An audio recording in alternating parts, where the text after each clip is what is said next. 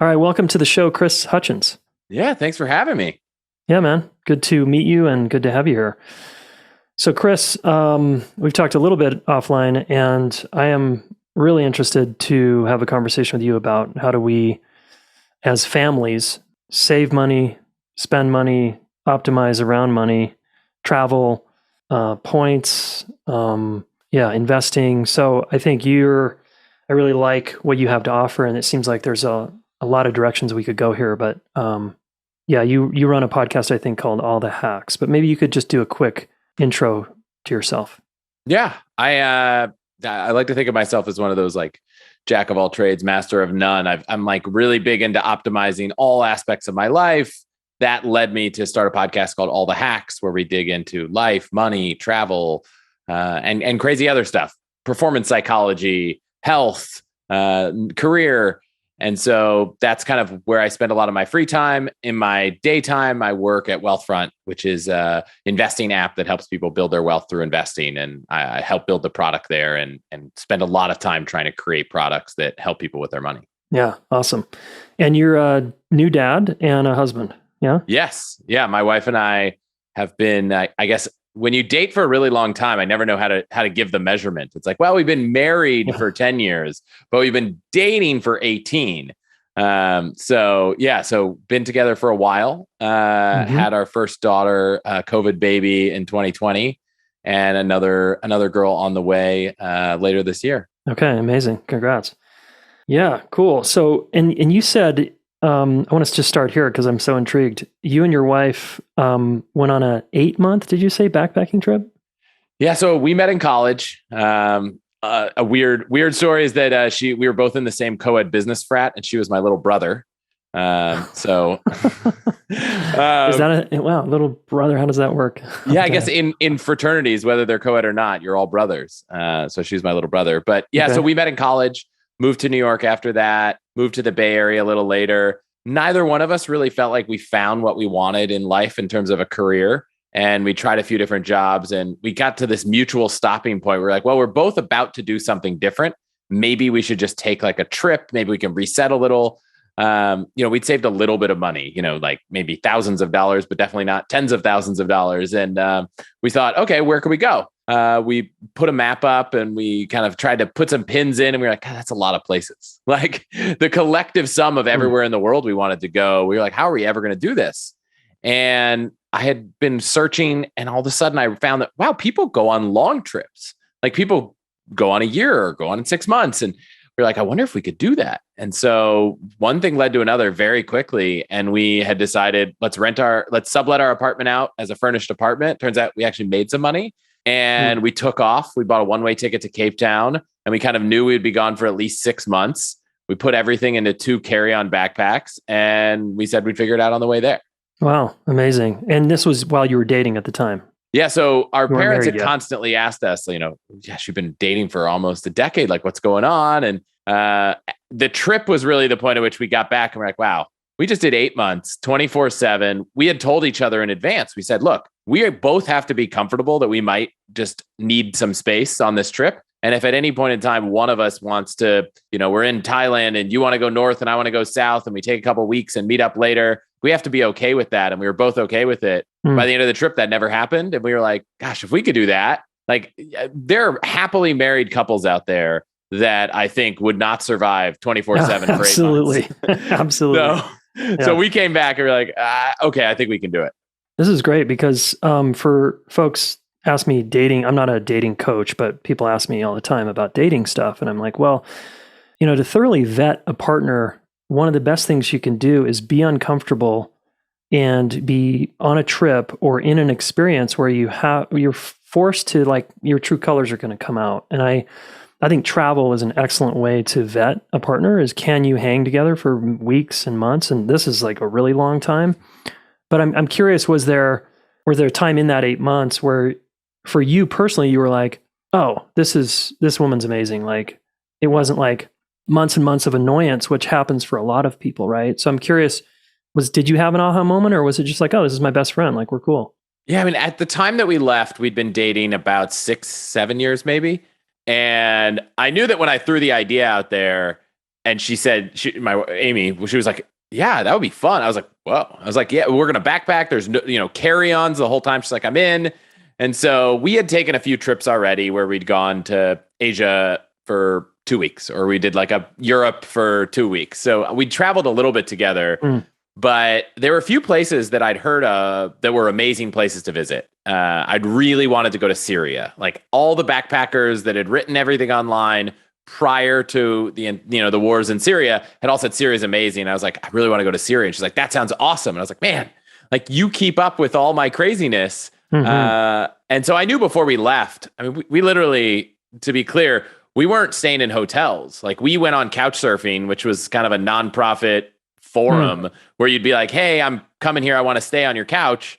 And we would just stay with random people. But the aha moment that really clicked it was, so we'll get into this, I'm sure, but like, I'm definitely I would say like a frugal person or an optimized. Like I definitely don't like spending money when you don't need to. Yeah. And so the idea that we could stay with random people along the way was great because it cut the cost of the trip down significantly. We probably only spent 20 nights in 8 months where we had to pay for a hotel room or a hostel because we were staying with random people. But we had gone on this forum. It was Lonely Planet, the guidebook forum. And we were trying to see if anyone wanted to go on a road trip to Namibia.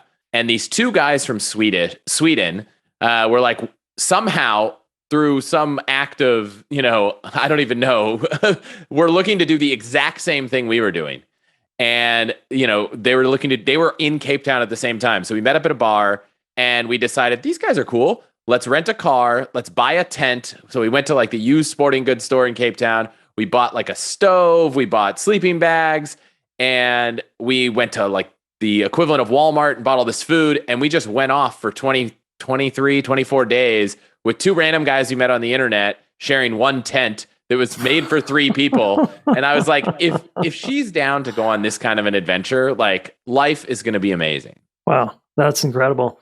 So this is a good lesson for the listener in how to thoroughly vet a life partner. Yeah, I don't think it could get worse. We took a 52-hour train ride where it was like the bathroom was basically like a hose in the ceiling. It's like if you can get through that environment, we haven't really been pushed that hard other than parenthood. There hasn't been anything that challenging in our lives or relationship since. So that was the ultimate test. Yeah, and you're going through the next one with a young child and another one on the way. There's another kind of backpacking trip that you're on now. Cool. Well, let's get into some money stuff for a minute. I'm curious about some of your top tips to save money, and I know I want to talk about points and miles because I'm new to that game, but I think it's really fun. But if you had to kind of go high level, like maybe we can just create a quick bullet point list of a few of your favorite money hacks or things that every couple needs to really consider, maybe 3 or 4. What would your top 3 things that couples need to think about? Yeah, but the first one is not going to sound like a hack because I'll call it just like the obvious thing. Like you just have to get on the same page.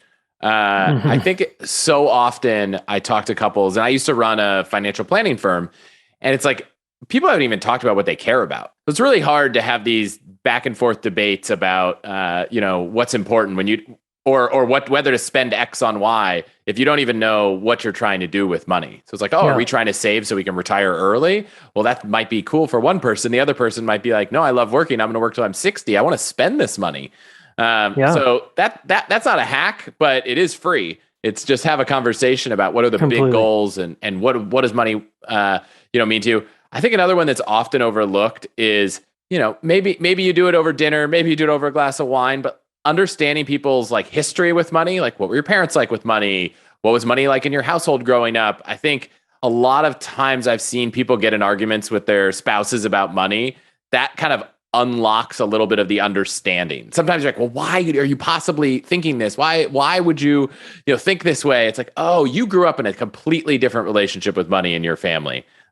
Maybe it was the way your parent, some people's parents, one spouse has an allowance from the other parent. And, some people spend lavishly, some you can't spend any money on anything.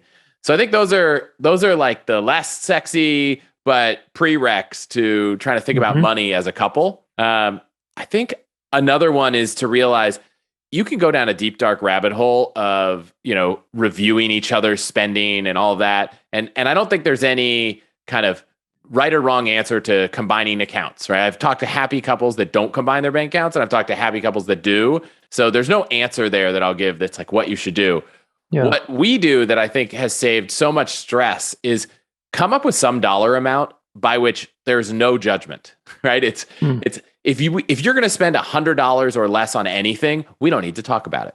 So there's never an argument of, I can't believe you spent this much on that.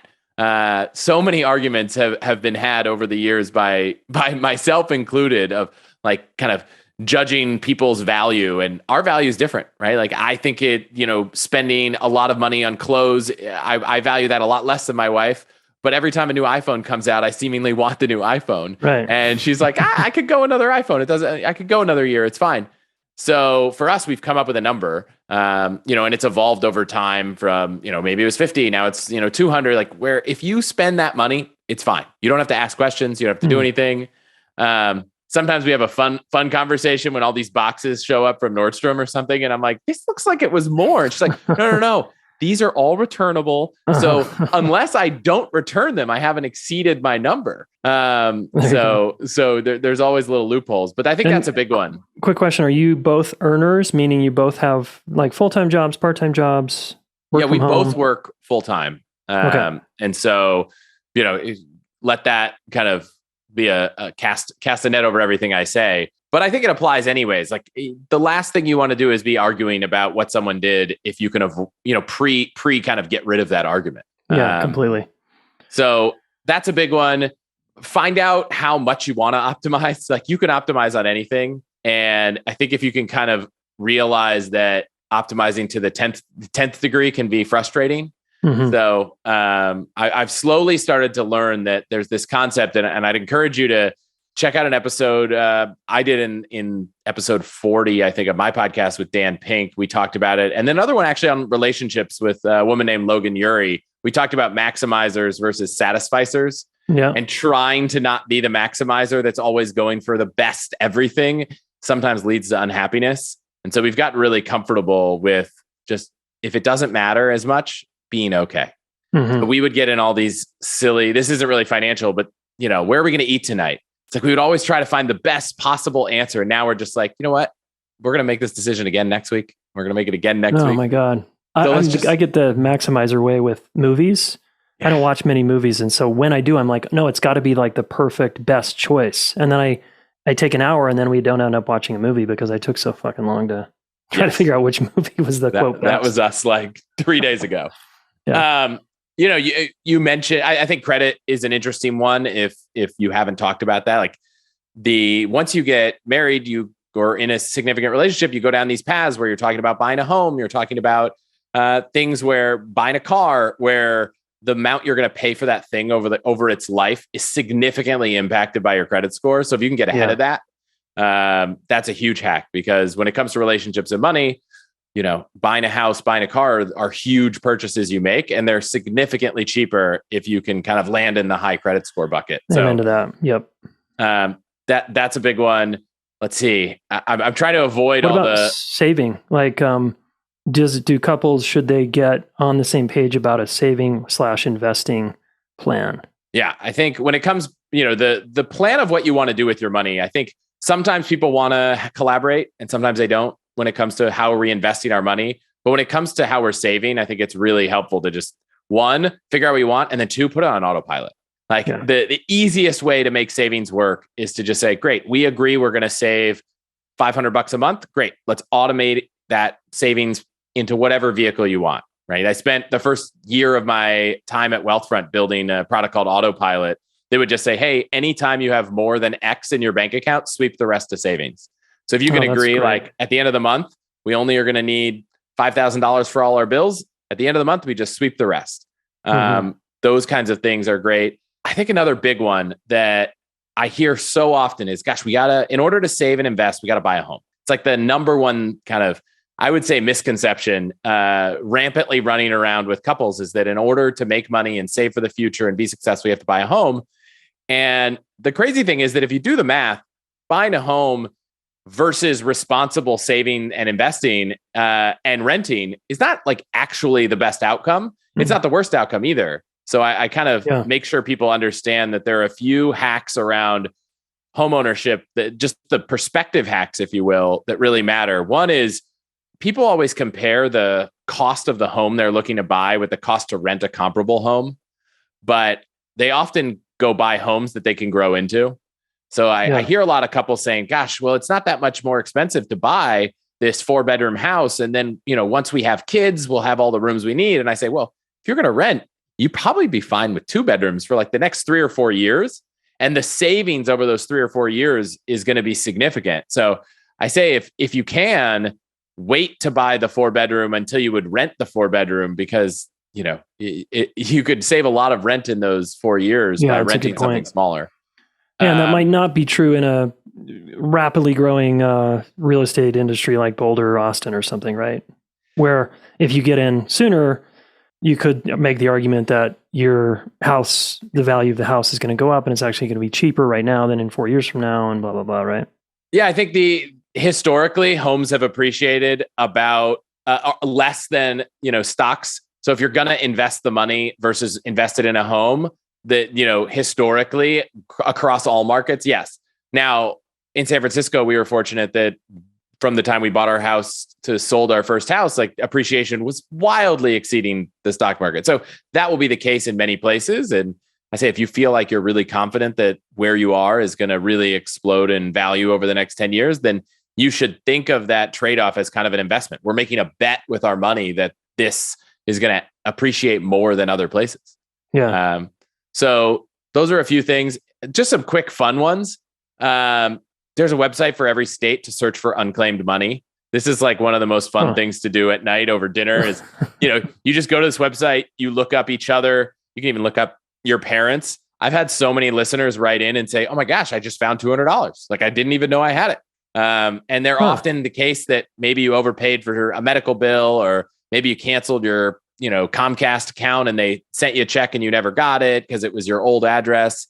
But I've had people find anywhere from, unfortunately, like, oh, I found 12 cents, it's not worth it, to hundreds of dollars. And people have found thousands of dollars. And now wait, can you slow down and explain this? I don't totally understand yet. Yeah. So there's a website for every state where you just search California unclaimed money, Texas unclaimed money. Unclaimed money. Okay. Unclaimed money. And you can go and search, here was my address. Depending on the state, sometimes you don't have to give a lot of details, and you could search for friends and be like, hey, buddy, I just found out you have $400 you didn't even know about. Like, aren't I a great friend? And you just go search the database and you'll find it, and then you can go claim it. Usually you have to prove your ownership, send a picture of driver's license, that kind of stuff. But that's just kind of a fun one that, you might have free money out there. Yeah. The other money hack I think has been the most valuable in my life when it comes to a relationship is just being willing to spend money to outsource things that are a constant source of stress in the house. If you're always getting into fights about who's going to clean up and who's going to mop the floors and do the kind of like big once every couple week, month tasks, maybe it's worth spending money to have someone clean the house. If you always fight about who's going to make dinner, and maybe it's worth hiring, a meal service that drops off meals a couple nights a week. Whatever yard work. If one person's angry that the yard work never gets done, like just hire someone to do the yard work. Obviously, these things cost money, but I think money can buy happiness in lots of different ways, and it can't in many other ways. But a great one is if there are things that you fight about, things that are a source of tension in the house, maybe there's a way to outsource them. So that you don't have to fight about them, because you don't have to solve every issue, right? Like if both of you hate cleaning, you don't have to just argue about it forever. You could have someone else do it. That doesn't mean you could do it every day. I'm sure some people have daily house cleaners, but that's not on our docket. Right, a little excessive, yeah. And maybe it's a personal chef, or maybe it's someone who comes and picks up the laundry, or right. There's all kinds of services that people will do. And to anyone listening, when I first heard personal chef, I immediately was like, well, that sounds pretty fancy. Have a chef come cook at your house. And then I started looking around and I was like, most of these are people who know how to cook. They're not trained as a chef. And, they cook 2 or 3 meals at the same time and they drop them off. And it can be surprisingly affordable relative to your time, your groceries, running to the store and all that kind of stuff. So I put an ad out on Craigslist for us. And I was like, hey, I'm looking for someone who can cook a few meals a week, who can drop those meals off at our house and, in glass Tupperware. Those were like our requirements. And I was like, we like these general kinds of food, and we'd love you to, buy organic vegetables and meats. And I had like 12 people write in, and we found someone we like. And, I thought it was going to be like thousands of dollars because it's a chef. No, they don't come to your house, and they don't all have to be, trained as chefs and work at, 3 Michelin star restaurants. So I was actually really surprised that was something that for us was always a source of tension, because our daughter needs to eat dinner by a certain time and we both work. So we were always fighting about who was going to have to end work early to go cook so dinner was ready. And this just cut that argument out and had a huge surprising health benefit, which was, it turns out that when I'm 3 days in advance recommending what we eat, and I tell someone else who's cooking, like, I want to be healthy, what ends up on the table is significantly healthier than what ends up on the table when I run to the store or I've got to order carry out last minute or anything like that. So that's cool. We did it to save time, and it ended up probably having a big impact on our health.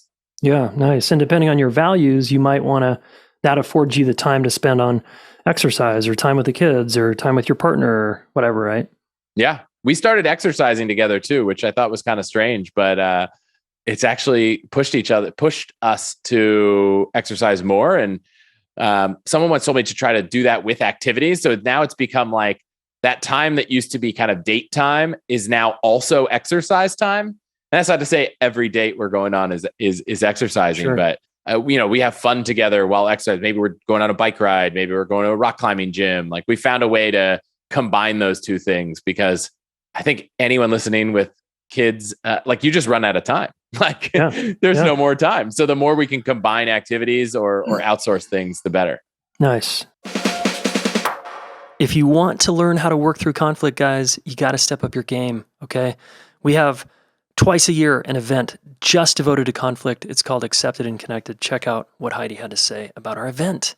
I've been following Jason since the beginning, and I'm actually a relationship coach, not trained here, but this is what I do. And so I wanted to come and have this experience. I came with my husband, and I just think that the tools that are available here are fresh, they're current, they're usable, and we're seeing, like in this weekend, how people are transforming right in front of our eyes.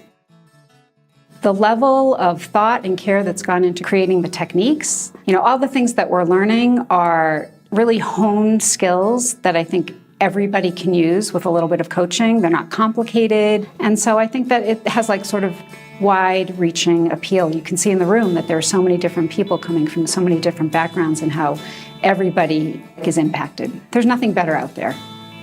That's really what I think. There's nothing better out there. Damn. Thanks, Heidi. Fun to have you and your guy here. All right. If you want to sign up, it's probably wise to do so you can catch our deals. You can bring a friend for free. There's sort of some details about that. So just go to relationshipschool.com/connected. All right. Find out all the goodies, and we'll see you here in Boulder, Colorado. Back to the podcast. Let's talk about travel, because you are an optimizer of points. Yes. And I recently got into that game, and it's been fun. And gosh, I don't know how many points I have now. I think I have over a few different sites, maybe a million or something points. But so I'm, in the JVs here, but you value travel, it seems like, you and your wife, even from the trip you described earlier. Like, clearly travel is a high value. So you've learned that, how can we travel and save? And so we can use points to cover our flights, our hotels, Airbnbs, not so much, but like, tell us a little bit about, I don't know, maybe how much you've saved or why you two like doing the point game. Yeah. So we create, I'm not a strict adherer to make a budget every month and go through it.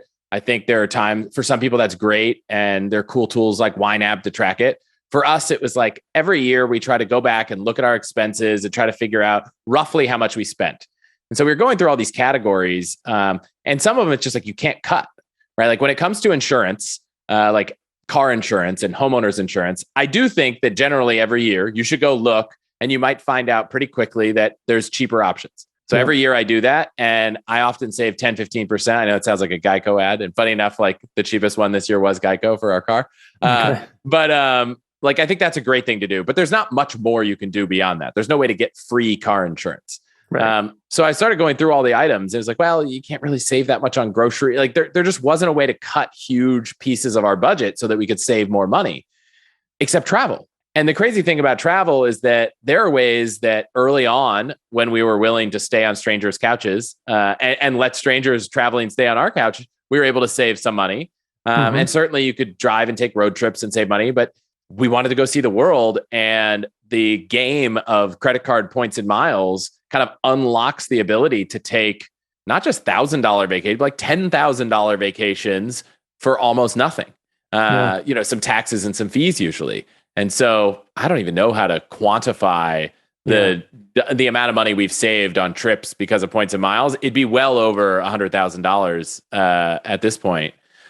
We went as far as when we got married, we saw a friend's wedding video. We were like, God, we would love a wedding video. The video was fantastic. And the reason it was fantastic, it turns out it was from like one of the best wedding video producers in the country.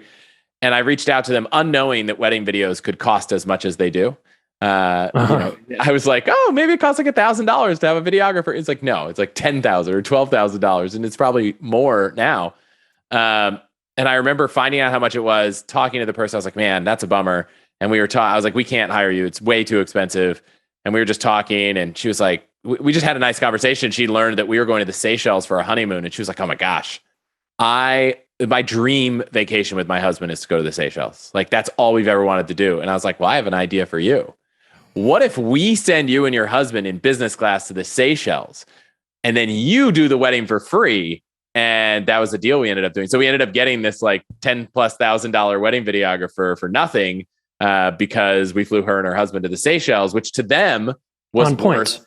Yeah, on points. Yeah, this was all on points. So it didn't cost us anything. I mean, we couldn't take that trip ourselves, but it cost us a lot less to send them than it did, to pay out of pocket for this expense. For them to buy 2 business class tickets to Seychelles was like $25,000. So for them, they felt like they were getting the deal. And we're over here like, we got the best deal. And they're over there like, we got the best deal.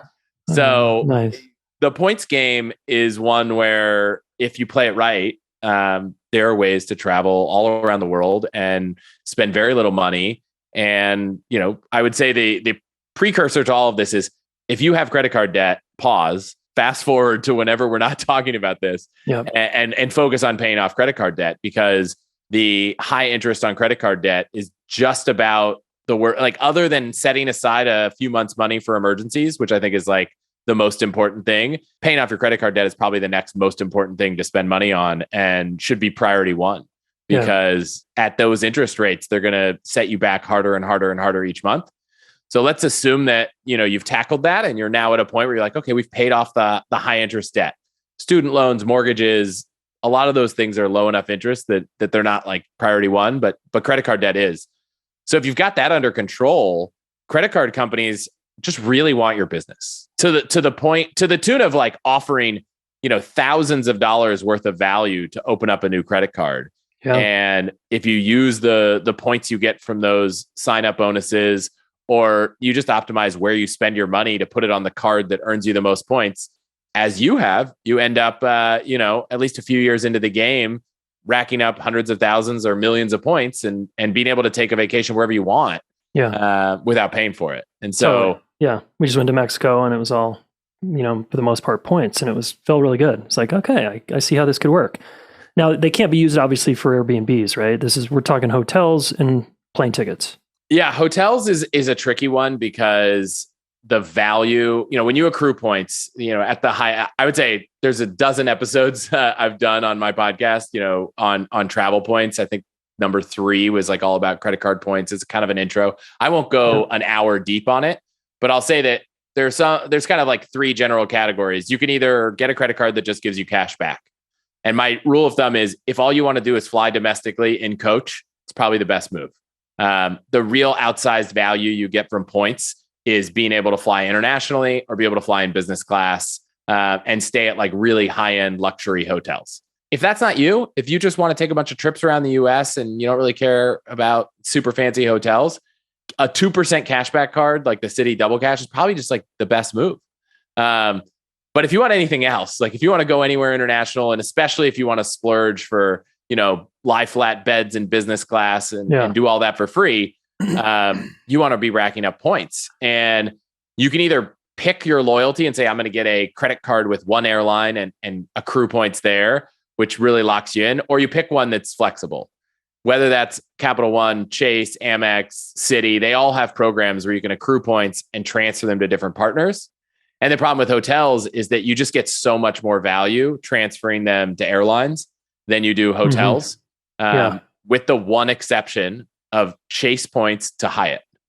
So I would say, like, if you're not transferring Chase points to Hyatt, you're better off using all these points that you can transfer them to airlines. If you want to go that far, there's this good middle ground where you can use the points you've accrued with Chase or Amex or Capital One to just buy tickets in their portal, which I'd say is like better than cash back, but worse than going deep down the rabbit hole of transferring points. Okay. And for that, hotels, flights, it's kind of all the same. You get a set value of, like 1.5 or 1 or 2 cents, depending on the program. Yeah. But I would say, like, if you want to level up and get the kind of black belt in the whole game, it's let's transfer those points to United Airlines and book with their miles versus booking in Chase's, travel portal or Capital One's travel portal. Oh, interesting. And so I've never understood the points thing. Seems really straightforward. Sign up for an Amex card, get 100,000 points, spend X amount in the first, 3 months or 5 months. And then you get those points. And then they might have a 2X on ads or whatever you spend money on or bills or something. So it's like, okay, that's very straightforward. The one I haven't gone down and I'm confused on is, and probably is just because I haven't just put in the time to look, is the cash stuff. Like I'm like, why would I sign up for, like, help me understand why I should do a cash card, for example. Like a cash back? Yeah. Yeah. So I think that, look, points historically have been really hard to use, right? It's like there's all these blackout days. They're difficult to find that, their credit card companies partner with one airline. They don't fly where you want to go. It's a mess. And then credit card companies came out and said, wouldn't it just be easier if we just paid you cash back? And we just gave you 2%. You spend $100, you get $2. You spend $1,000, you get $20. Super straightforward value proposition. And a lot of people really caught on.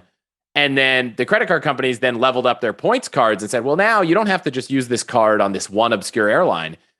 Some cards say transfer to 15 airlines, or use our travel portal and book it on any airline in the world. Book it at any hotel in the world. And so I think that they've made a better value prop towards people who want to use these mileage cards and points cards, like, Chase Sapphire Reserve or the Amex Gold or the Capital One Venture Card. All of those have kind of leveled up the value that I think they're probably the better move for anyone who wants to travel. But I come back to saying, look, if that's not a goal, like if that's not a huge place of spending money that you want to save on, or the one caveat is if all you want to do is fly, to St. Louis or New York or San Francisco and just fly around the US, it's probably just so much easier to just get a cashback card. Because, like, you can go down a rabbit hole, which I've gone deep down, which is like, okay, how do I use these points? How do I get the best value? And there are services like outsourcing your meals where if you're like, look, I want to take a giant vacation.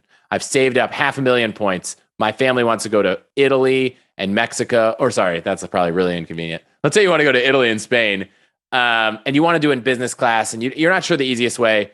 If you just search award booking services, there's tons of companies out there for $100, $200 a person. They'll just do all the work for you. And they'll usually get you a way better deal than if you just log in, go to the Chase portal, search, and go. And so there is a way to make it a little easier. And I'm sure people have questions, and feel free to shoot me email if you have questions. I'm just Chris@allthehacks.com. Because I'm sure people will, I'll lose some people. We don't have enough time to go as deep as I want. Well, and they can go to your podcast. You've got a bunch of great episodes on travel and points and all that. Yeah, definitely check those out first, or otherwise I'll just respond with, oh, we talked about this in episode 12. You should go listen to it. Yeah, nice. And so with the cash back, where do you find people like you or others use that card for what kind of purchases? Yeah. So one way to do this is just to optimize these sign-up bonuses, right? Sometimes there's a card that you might never actually want to use, but the bank's willing to give you 100,000 points, which could get you, 2 trips to Europe, just for signing up. And so in that case, it's like, you might not need to use the card more than to meet that minimum spend. But then I like to say, hey, look at where you spend most of your money and see whatever card actually makes sense for all of your annual spending. So if you spend all of your money on groceries and restaurants, the Amex Gold gives 4 points per dollar on groceries and dining and groceries.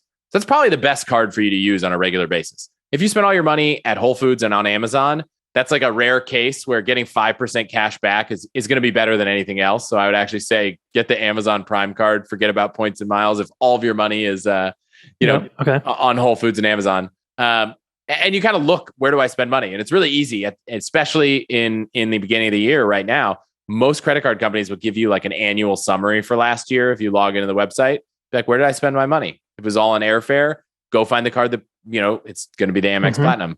But if it's all on, travel and dining, Chase Sapphire Preferred, Chase Sapphire Reserve, they might be the best card. If it's all across the board and there's no real category, I recently have become a really big fan of the Capital One Venture X card, because it's just 2 points on everything, but they're flexible versus, the Citi Double Cash is 2% back, but they're not flexible. So with Capital One, you could go transfer them and play the advanced game, or you could just take those points and you can use them to just buy travel at a penny a point, and you're effectively getting the 2% cash back card. So it's like a 2% cash back with upside. Yeah.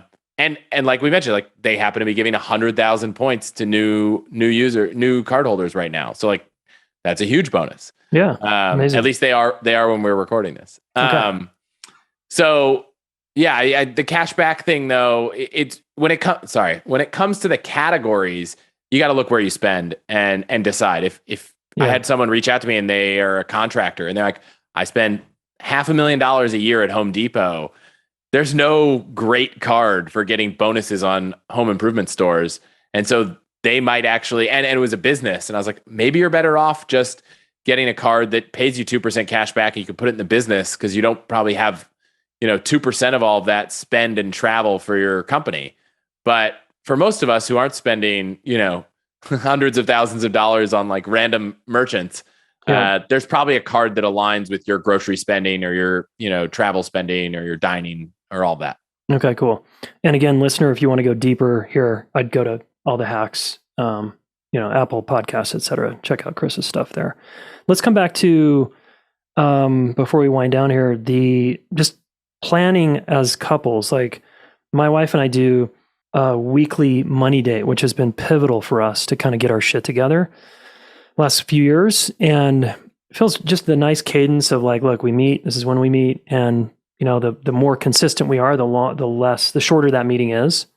And it's a little businessy, it's a little kind of heady and numbers. If we're neither one of us are like the accountant, like money people. So it's actually been really work for both of us to actually get in that and make it a habit. So what other tips do you have like that for a couple to just really start to get organized and focused on wealth creation, savings, paying off debt?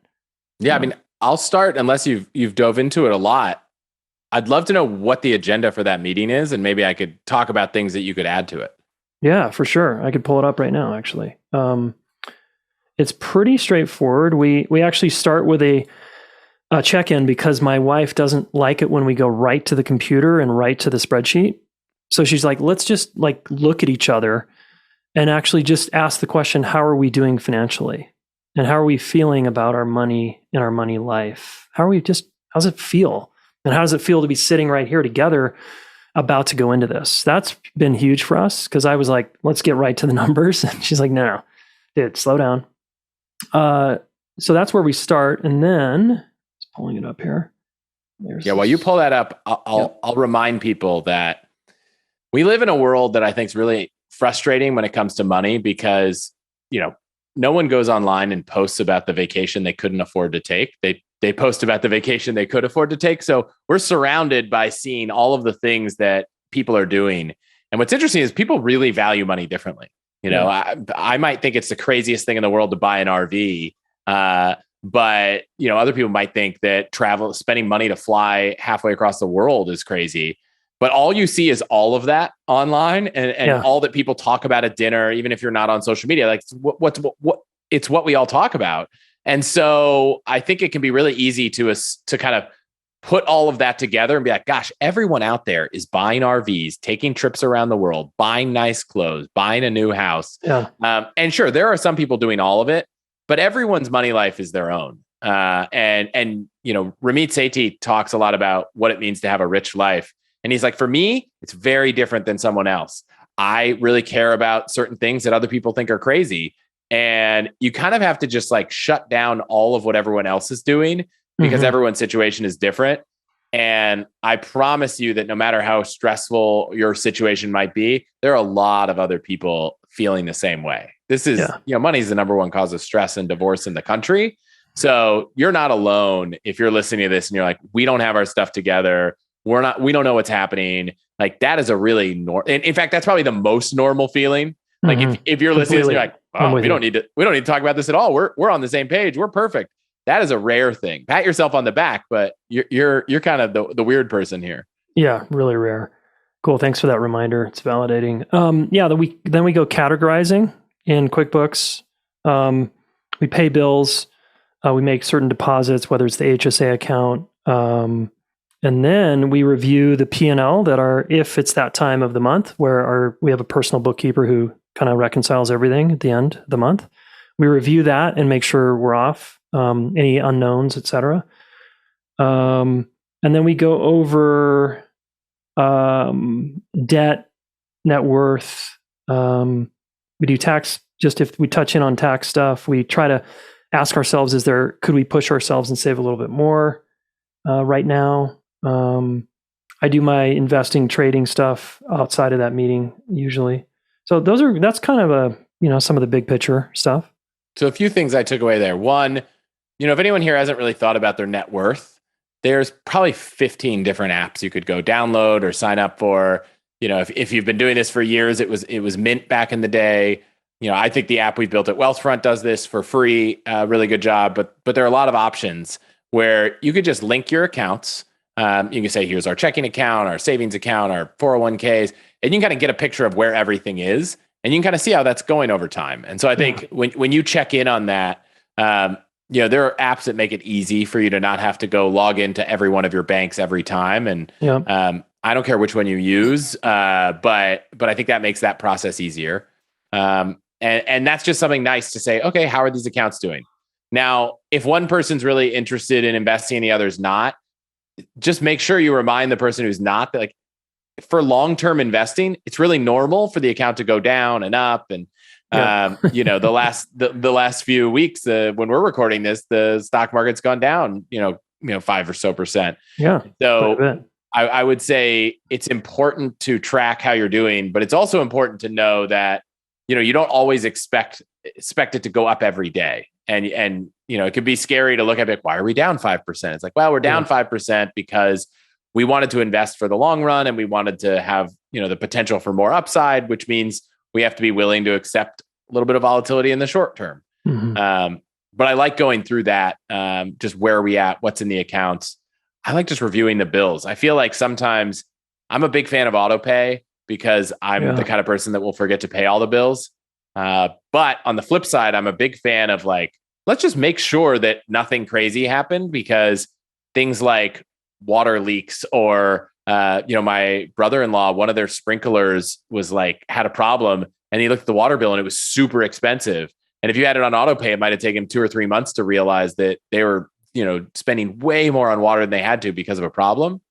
Same goes with electricity and that kind of stuff. So I like at least checking in on the bills, even if you set them up on autopay, just to see what they're at. And if they're always the same amount, great. But you might notice changes that you wouldn't if you just kind of said, we're not going to look at it. Agreed. Yep. Nice. You mentioned try to see if you can save more. I think even if it's a small amount, like if you're used to setting aside $100 every week, try setting aside 105. Most people will not have a problem with that. And you can find ways to kind of slowly increase that amount. Also, I notice a lot of people don't increase that amount if they get a raise or anything happens in their work life. So don't forget, if you, it's the beginning of the year, if you got a raise, don't forget to go up your savings. don't let the extra money change your lifestyle. I think that's the number one source of lack of savings is you make more money and then you go spend more money instead of save more money. Yeah. And if the savings is automated, then it trains you to not expect it, right? And if it's so nice to be like, oh, we don't have that money because it already went to savings, versus thinking about it, being emotional about it. It's just amazing what we do. Yeah. I'll actually throw something. There's this documentary that I was a part of called Playing with Fire. And if you search for it, you're probably going to find a movie with John Cena called Playing with Fire, but it's not that one. I think it's playingwithfire.co. It's funny because I shared this with a handful of like friends and family members. It's all about this movement called financial independence, retire early. Yeah, and the FIRE movement. Yeah. So it's people that are willing to go to really extreme lengths that, for what it's worth, like I'm not sure I'm willing to go to those extreme lengths, but it's people who are willing to go to extreme lengths to try to get to financial independence really early. And the reason I think it's interesting is anytime I'm trying to get savvier or learn about anything, I find it fascinating to see what the people at the far extreme are. What are the extreme people on fitness and health doing? Doesn't mean I have to go that extreme. Yeah. But I have a few friends that watched the movie and their takeaway was, well, I'm definitely not going to do that, but I'm really glad I watched it because I got to see what people who are really extreme at cutting costs do. You could go read about it. There's a handful of bloggers, the most well-known of which is a guy named Mr. Money Mustache, who hasn't blogged that much recently. But I think that's a movement that I think is interesting because it frames money around what it lets you do instead of just having it. It's like, you're trying to get to this point that money doesn't get in the way, that you can take the job you want, that you could not work at the company that you're sick of working at. But I don't know if it necessarily has to be. There's always this retire early. I don't know if you have to retire early as much as you just have to do what you love. Right. And so I'm a big fan of pushing people to just think about what money can do for them and reframe it from, it's less about accumulating as much as you want. I think, is it Die with Zero is a book. It's like the goal, like you're probably going to die with zero. So it's not really accumulating. It's just matching up, accumulating and decumulating over your life so that you live the kind of happy life you want. Yeah. Yeah. Cool. Chris, where can people find you and your podcast? Yeah. So podcast is allthehacks.com. We have a newsletter and a podcast. I've recently learned that some people like to read and some people like to listen. We're going to start covering most of the same things, but you can go back and read any of the old ones, old newsletters, and listen to any of the podcasts out there in whatever app you're listening to this in right now. Okay, awesome. And we'll include all that in the show notes. Any parting words for us, Chris? Parting words. I'm going to leave you with one fun shopping hack and a library hack, because there's just like little quick money hacks that I love that I realize I didn't give. One is, anytime I'm buying something online, we all know that there's Chrome extensions that'll help you find discount codes. But if anyone has a live chat on a website, I've had pretty high success at just saying, hey, do you have a discount? And getting discount codes from live chat. That's one. The library hack is, if you like ebooks and you don't want to pay for them, your local library probably lets you borrow them for free. And there's an extension you can install in any browser called Library Extension. Look at a book on Amazon and it immediately says, hey, your local library has this ebook. You can check it out right here. Oh, wow. And then my final hack that everyone can take advantage of, whether you want to play points or not, it's the one that's brought me the most joy in terms of listener feedback, is if you're going on a trip, go email the hotel before you go and just introduce yourself and say, hey, I'm so-and-so. I'm really excited to stay with you next week. I've just heard a lot of great things about the hotel. Excited. It helps if you book directly with the hotel versus on Kayak or something else. But I've had at least 50 or 100 people write into me with pictures of the upgraded room, the bottle of champagne, the way better view. And the reality is hotels want to build relationships with you. And if they know you care enough to reach out, they usually take care of you. And the best example I got, someone just sent me a picture. The hotel actually stitched and monogrammed the initials of the husband and wife on their pillows in their room. And this was for a normal priced room. And they just sent an email in. And a lot of these cool, fun travel hacks that were all in our first episode, allthehacks.com/1. But that one has gotten the most mileage from the most listeners. So okay, I'm going to try that. That's what I'll leave everybody with. Yeah, cool. Well, Chris, it's been a pleasure, and really appreciate all the wisdom and advice for us to get a little smarter here with our money. Thanks. Yeah. Thanks so much for having me. Yeah. All right. Go check out Chris's podcast, All the Hacks. And it's allthehacks.com if you want to check out the website. But it's All the Hacks just on your podcast players, Spotify, Google Play, Apple Podcasts, right? I've listened to a couple good ones on there around money and points, miles, etc. that go way deeper than we went today on some of those subjects. Next, your action step is to, if you're single, it's to reflect back on your life, your partnered life, and ask some of the questions. Gosh, did we ever have a money date? Did we ever have a shared vision around money? Did we talk about our histories? What messages we got around money? Did we do any of that? So just reflect on that, okay? And then share that with a friend. If you are partnered, please get oriented around money, paying off debt, etc., by doing a weekly, bi-weekly, bi-monthly, whatever you want to call it, money date, and start to craft it how you want to do it. Ellen and I have been doing this now for years, and it's so helpful for us. Yeah, I really want to encourage that and take some of what Chris shared here and plug it in to paying off debt or saving or just optimizing your financial life. I think it could go a long way, all right? And report back. How did it go? Let us know, and let us know if this was useful. Okay, everyone, thanks. Have a beautiful morning, evening, or day, and we'll talk very soon. Hey, if you want to get the latest training live and to ask me a question, go to relationshipschool.com/masterclass. I do these frequently on subjects ranging from attachment styles to boundaries, codependency, conflict, how to get to zero, etc. Would love to see you there. As you know, I've dedicated my life to helping people with their relationships, right? I want to solve this problem so that all of you can work through your differences and have fulfilling, amazing, badass partnerships and relationships, family, coworkers, friends, whoever. And I have trained a ton of relationship coaches, almost 100 certified relationship coaches, to help you specifically work through your relationship challenges.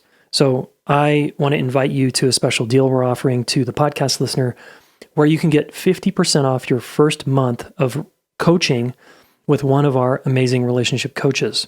Okay, if you're tired of therapy, it feels like that's going around in a circle, or you want to actually set goals and accomplish your relationship goals, hire a relationship coach. Okay, go to relationshipschool.com/get coaching now, and then use the coupon code FIRST50 to get the 50% deal off your first month of relationship coaching. Super psyched to have our amazing coaches serve you and help you get to the next level. Hey, thanks so much for listening. Please subscribe to this YouTube channel. Share one of these videos with a friend. We want to help the planet get their act together around relationships, and you are one of them, so thank you.